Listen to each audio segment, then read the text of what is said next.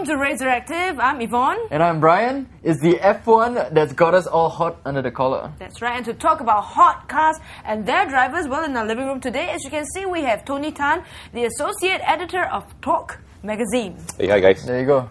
That's right, a bit of a plug there, but yeah. You're the perfect person to talk with about the F1, and I'm sure you've been busy, like so many of us, with the F1 this weekend. Yeah, there's a buzz in the air, right? The city is coming alive this weekend. It's a huge buzz. In fact, even as we speak right now, we just had the practice sessions for the support race, and the F1 cars have finally run. And I just spoke to someone who was racing in the Porsche Carrera Cup, Melvin, and he put his phone right next to the track, and oh, jeez, man, goose pimples. Really amazing. Just amazing. Like you can feel adrenaline, right? Yeah, because it's finally here. You know, after so many mishaps and so many miscarriages, it's finally here. You know what I mean? Whoops, sorry. Sorry. It's finally here. Yeah. You know, and the crowd has been fantastic. How about first impressions of the event in itself? Anything, just your first impressions. I mean, this is put together by Singapore. Yep. It's just great, lah. Yeah. I mean, you've been reading about news reports, about little hiccups here and there, but really just forget all of that. Good for the country? Fantastic. Definitely, right? Fantastic for everyone. Fantastic for ear doctors by Monday, I think. You know, nice. But the whole train of people. Yeah, it's just no one is talking about how expensive the tickets are, the glitch in the ticketing system. That's right. No one's talking about the jams on the roads before they get in. When they're in there, it's like they're just in some magical place, lah. So no, but I mean, the congestion is I mean, it's quite a hot topic, though. I feel I take the public transport, lah. I don't know about same with me. else. I've not been driving there actually. Well, part of the problem is there's the motor show on as well. That's right. So everything seems to be compressed into that weekend. But government has been telling us to take public transport. This is the best time. True. Very true. Correct. So try not to drive there, lah. Yeah. Try to drive anywhere around there, maybe within 5 kilometers of the track. That's wise advice. Not to drive there, because when I was actually driving around that area when they turned on the floodlights and all that for testing, it was like I'm someplace else. Yeah, it's quite surreal, right? Because it is it's night and then day. Yeah, they were actually worried about how bright it was going to be, and it's already been said. I mean, the lighting contractors have said this is going to be super bright, and no one believed it. They did a test outside of City Hall since April. Yes. They said, "Nah, is it still bright?" And now when everything is lit up, it's fantastic because I'm waiting for someone to get into a helicopter, get up there and just take. Can you just imagine what it's going to look like? Yep. Yeah. Wow. Is it going to be lit up just like this, like a plan, a floor plan? Yeah. I mean, we've seen some shots in newspapers, Straits Times, and they just show sort of angled shots from buildings, but someone's going to get up there, man. Yeah. Well, let's take a look right now. That's a beautiful segue, actually. Yeah. Let's take a look right now and see what Red Bull has done with that very track we are talking about. Let's take a look. Asia's first Grand Prix on a city circuit for the first time in Singapore. Hi, I'm Mark Webber, and this is Singapore Street Circuit. It's a good 5 kilometres through the city centre, 61 laps counterclockwise, in all 309 kilometres. 6 slow turns under 100, 4 high-speed stretches, 3 ideal spots for overtaking. Start will be at 8 p.m. Singapore is the first Formula One night race. Practice session is just before sunset. So let's catch the last of the sun and do a lap. After the start and the home stretch, I can see Sebastian all over my mirrors as we break down for the first corner. Someone could easily grab an inside move.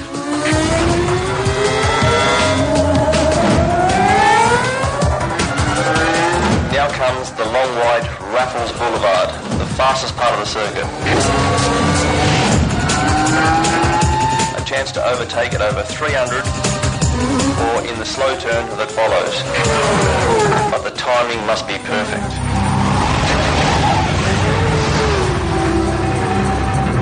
During the night, 1,600 lights will illuminate the whole track and the colonial buildings around Padang.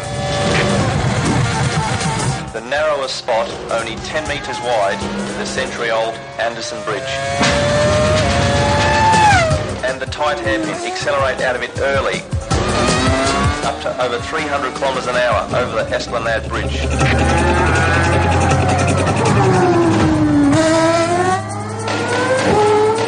stretch along Marina Bay is the slowest, with lots of turns, and another Singapore highlight, we drive under the grandstand itself. To reach the last section of the track between the Marina and the Flyer, the Singapore Ferris wheel. 2 fast left-handers, then onto the home stretch. Who's going to win the first Singapore Grand Prix? Find out on racing day. Yep, we're looking at the track itself. This is from Talk Magazine itself. The number of turns and highlights and what to expect, the challenges involved in the turns. So maybe, Tony. Maybe you can take us through like a little bit of the... Take us through. Huh? Yeah, before the show, we were Tony and us, we were talking about the track, and he was actually highlighting certain, like, I don't know, hot points. Hot points here and there, you know. This article was pretty interesting. It's in our September issue. It was put together by myself and Hafiz and Mel Chu. The two of them will actually be racing in the Aston Martin Asia Cup this weekend. You know, and they have just run their practice sessions. They said the track is fine as long as you stay off the walls. Okay. One of the local drivers apparently spun today, so that tells you that in a street circuit like this, because you have certain parts of the roads that have been used more often than others. I mean, we know Raffles Boulevard traveled very often, certain parts less traveled, so you have different grip levels. Yeah, okay. You know, because of different wear and precisely, tear. Yeah, precisely. Okay. You know, and what's very important, this is a perfectly new circuit. So what is going to happen is that as the cars start running the various practice sessions, qualifying tomorrow, they're going to lay down their rubber on the road. When the rubber is laid down on what we call as the lines or the cornering lines, that's when grip levels will increase. But again, as a result, because the grip levels increase only on those lines, if you travel off, wham, you know, you'll spin again. So if you look at the circuit, off the start in any F1 race, the most number of incidents and the greatest carnage happens here. So like a bottleneck effect, right? Yeah, because maybe the front two cars will be a bit slow off the grid. Third car will be faster. Everyone goes in 5, trying to go into 12 meters. A little bit tough, lah. Set the pace for the precisely. And this is going to be very important because it's a street circuit, and overtaking may not be that easy. So whoever gets in front will most probably stay in front. Can I ask you a question though? What goes into choosing the route? Wow. You know, like an urban environment like this. Like a city circuit. That's a good question. I suppose everyone had a part to play. I think you know that there are many stakeholders for this race. Tries to please everybody. Yes, you have Singapore Grand Prix, which are the organizers. You have Singapore Tourism Board, who's promoting this. The Ministry of Trade and Industry is involved. You know, MCYS, Ministry of Community, Youth Development and Sports is involved. So I think all of them had a bit of to say, plus the designers themselves. So, No, the different teams. No, they don't. They have no say in this. No influence whatsoever. Yeah, FIA has a say in this, obviously, for certain safety issues. One classic one would be actually, well, it was not safety. Turn 10, which is just outside the Singapore Cricket Club, right? Was turns 10 and 11 right up to about a month ago. Then the FIA decided that, hey, you know, we can take that as one turn. So there have been little changes here and there as well. Good places to watch overtaking. Turn 7.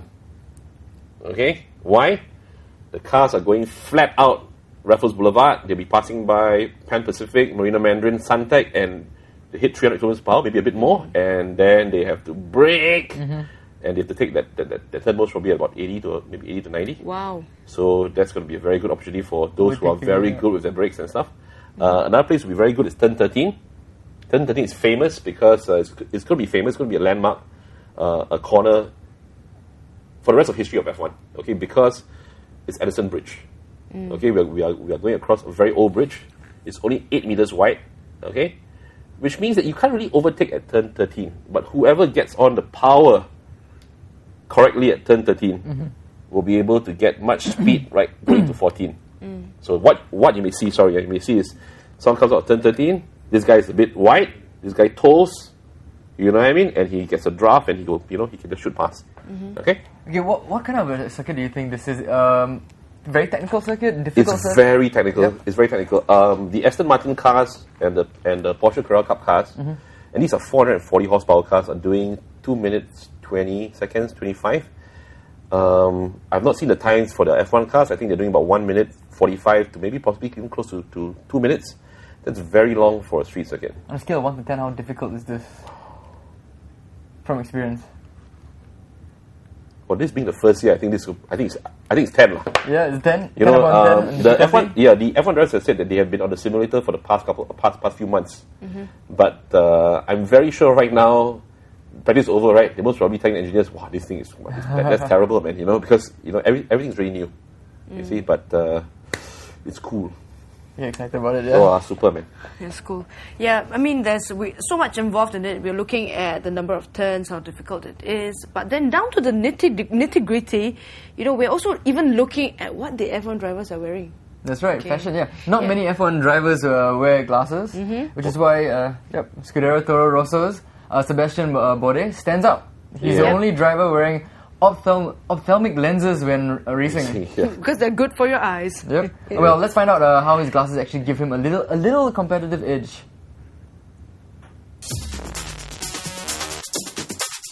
We are here with F1 racer Sebastian Bourdais, and we have, of course, two guest hosts with us today. We have Ming Ming from Sports Desk, and we have Ivan from TNP.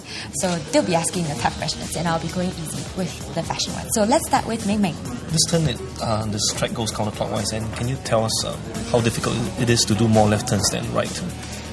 Well, obviously, it's a bit difficult in terms of tire management, because that makes a pretty big difference between the left side tires and the right side tires. But as far as the driving goes, it doesn't change so much. It's just that this place goes left and right a lot. There's a lot of corners. Obviously, you've seen. I think it's like nearly 20 real corners. So it's a lot for a track in general. There aren't so many straights, so tire wear in general is going to be quite high. Any special exercises to strengthen that side of the neck? No. It's the G's here are going to be very limited. We always suffer when it's very high-speed corners, like the quadruple left in Turkey or places like this. But here, second and third gear corners, you only generate a couple of G's, so it's not really physically demanding per se.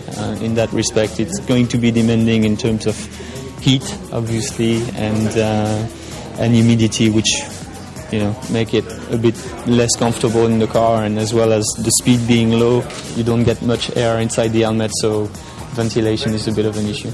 Well, you were talking about G's just now as well, the G forces. Does it affect, even when you're wearing your glasses, for example, does it push down and feel uncomfortable? No, because the glasses are really light, so they're not affected by G's, really. But your head does. And that's the reason why, neck is the biggest issue in Formula 1, because the cars are really light and we generate a lot of G's in the corners, up to 4.5. Close to 5 sometimes. Are they shatterproof? Yeah, it's obviously all the new treatments from these days. The glass doesn't break, and it's no big issue on this side. Can we see how you look with the night visions? I'm sorry? Can we see how Absolutely. you look with the night visions? This is the daylight look, and this is the night vision. His disguise. Ding ding ding. So it looks slightly like sunglasses, though. It looks like some guys wear it, during the day, like orange or yellow glasses, but it's actually not for design. It's at least for me, it's really got a technical aspect. Do you feel that you have an advantage over the other drivers? There's a slight advantage, obviously. The glare and the reflection is reduced. So if it does rain, especially, I think it will be a nice help. How many stop strategy you guys have? It's always difficult to say, but F1 is always 1, 2, or 3. Fuel load? Fuel load, it depends on how many stops you plan, but I think the usual one is always 2. That's pretty much the standard these days. Right, this Formula 1 is such a testosterone-filled sport, like very macho. Do you get made fun of being a geek wearing glasses? No, like I said, I've always been wearing glasses, and it's not like I introduced that all of a sudden, and being this. They all kind of see me like being the steady student because it's kind of my maybe not that far, but in terms of look, but obviously you're only judged about your driving abilities and performances. So in that respect, then it just search up all the rumors and predefined ideas. Okay, so how much of an advantage do you think you will have? I don't know, it's very difficult to quantify it, but if it does help, then you just want to wear it and not think about it. That's it.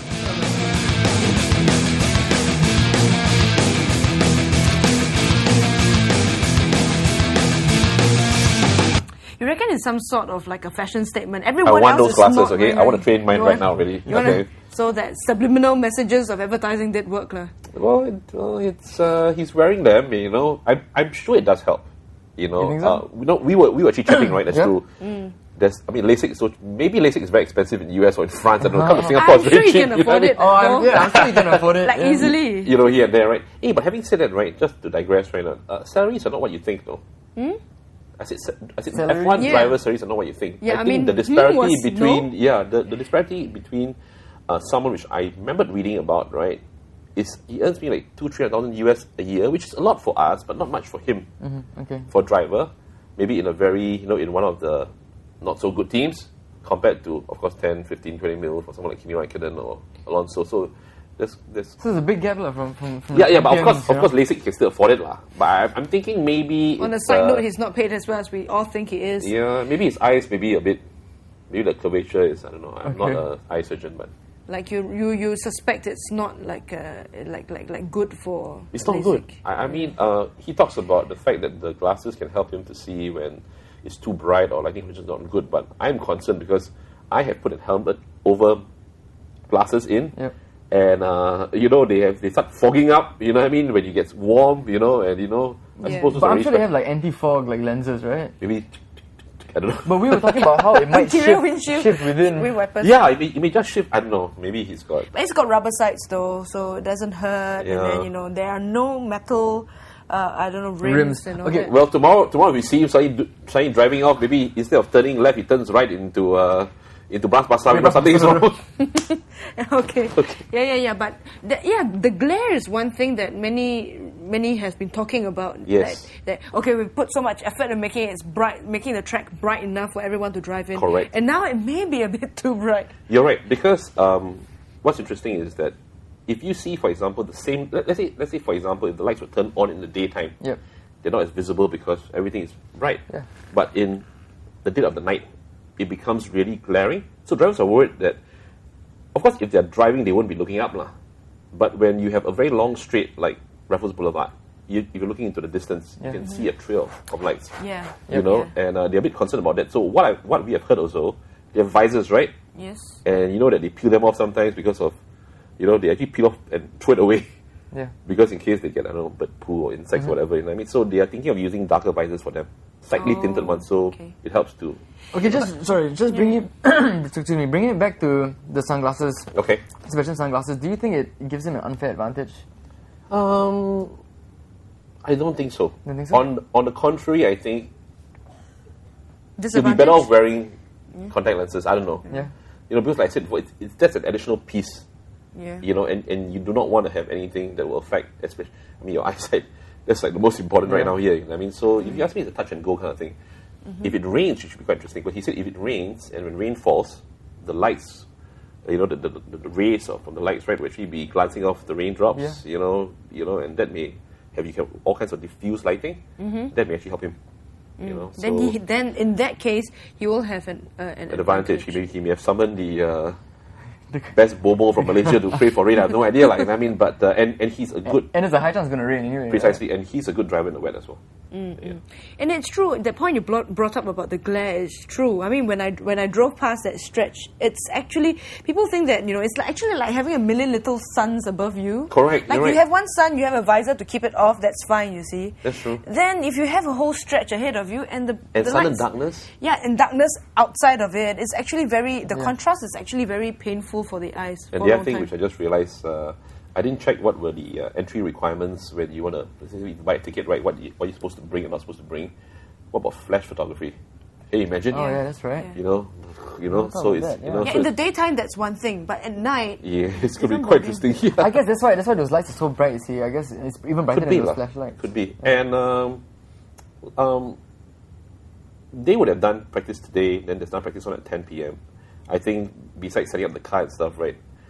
For they have got new technicians and engineers just looking into, as to how bright it is. Maybe we have some measuring equipment. I do not know, but this is F1 lah. They'll find a way around it lah. Okay. And it's a risky sport, so that's what makes it so. Precisely. yeah. Yep. Well, anyway, we do have a comment from one of our viewers. Okay, at the comment box you see right below the screen. Can you pronounce that name? Chantek. Oh, Chante, yes, Chante. Okay. Okay. Says Sebastian's got gorgeous eyes. It doesn't matter what glasses he wears. Obviously a girl.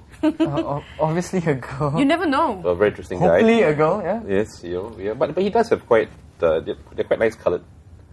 Straits Times the article. Why are you looking at me, Strange? Yeah, no. You said he has nice I'm just coloured. looking at there we go. Yeah. Nice coloured eyes, or No, you're talking about the lenses and this stuff? I can't really tell. There's a Yeah. good picture, I think, in Straits Times today that shows that he's got like off green, brown, Maybe that's why he's wearing glasses. He's got a Clark Kent feel. Maybe we might see Superman on the night. So. Clark Kent, okay, not Clark Key. Let's hope he doesn't turn into Clark Key. Yeah. Well, we'll find out more about the drivers and what they do, the gizmos they have to give them that extra competitive edge right after the break.